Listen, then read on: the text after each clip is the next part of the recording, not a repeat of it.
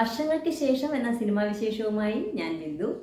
അപ്പോൾ വർഷങ്ങൾക്ക് ശേഷം എന്ന സിനിമയുടെ ടൈറ്റിൽ പോലെ തന്നെ നമ്മൾ കാണുമ്പോൾ കുറേ വർഷത്തെ അനുഭവങ്ങൾ നമുക്ക് സമ്മാനിച്ചുകൊണ്ടാണ് ഈ സിനിമ മുമ്പോട്ട് പോകുന്നത്. പിന്നെ ആദ്യമേ തന്നെ പറയാം, ഈ സിനിമ തികച്ചും വിനീത് ശ്രീനിവാസൻ സിനിമ തന്നെയാണ്. അദ്ദേഹത്തിൻ്റെ സംവിധാന ശൈലി അതിഗംഭീരമാണ്. അതുപോലെ നമുക്ക് ഇങ്ങനെ വർഷങ്ങൾ കടന്നു പോയ ഓരോ ഓർമ്മകളിലൂടെ വർഷങ്ങളെ കൊണ്ടുപോകുന്ന ഒരു രീതി, ഇൻ്റർവെല്ലിൽ എന്താ ആവാത്തെന്ന് ഞാൻ തന്നെ ആലോചിച്ചിരുന്നു പോയി. എന്ന് വെച്ചാൽ ആ സിനിമ ഇങ്ങനെ നമുക്ക് കുറേ കണ്ട ഒരു ഫീലാണ്. അതൊട്ടും ബോറടിപ്പിക്കാതെ വലിച്ചു നീട്ടാതെ അതിമനോഹരമായിട്ട് വിനീത് ശ്രീനിവാസൻ സംവിധാനം ചെയ്തിട്ടുണ്ട്. അതുപോലെ ഇതിൻ്റെ മ്യൂസിക് മ്യൂസിക്കും ബാക്ക്ഗ്രൗണ്ട് സ്കോർ നിർവഹിച്ചിരിക്കുന്നത് അമൃത് രാംനാഥാണ്.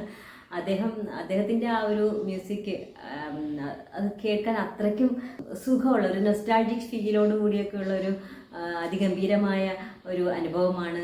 മ്യൂസിക് ആയാലും ബാക്ക്ഗ്രൗണ്ട് സ്കോർ ആയാലും അതുപോലെ തന്നെ അതിൽ ഈ സിനിമയിൽ അഭിനയിച്ചിരിക്കുന്ന അഭിനേതാക്കൾ എല്ലാവരും തകർത്ത് അഭിനയിച്ചിട്ടുണ്ട്. പിന്നെ നല്ല നമുക്ക് തോന്നും സുഹൃത്തുക്കളായാൽ ഇങ്ങനെ ആയെങ്കിലെന്ന്.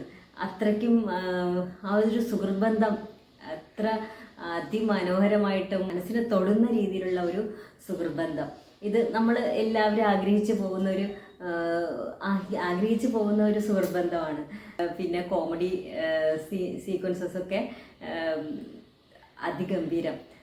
അപ്പോൾ സിനിമ ഇതുവരെ കണ്ടിട്ടില്ലാത്തവരാരെങ്കിലും ഉണ്ടെങ്കിൽ തീർച്ചയായിട്ടും ഇത് തിയേറ്ററിൽ പോയി കാണണം. അത്രയ്ക്കും നല്ല സിനിമ തന്നെയാണ് വർഷങ്ങൾക്ക് ശേഷം. അപ്പോൾ മറ്റൊരു സിനിമാ വിശേഷവുമായി വീണ്ടും കാണാം. അതുവരെ ബൈ.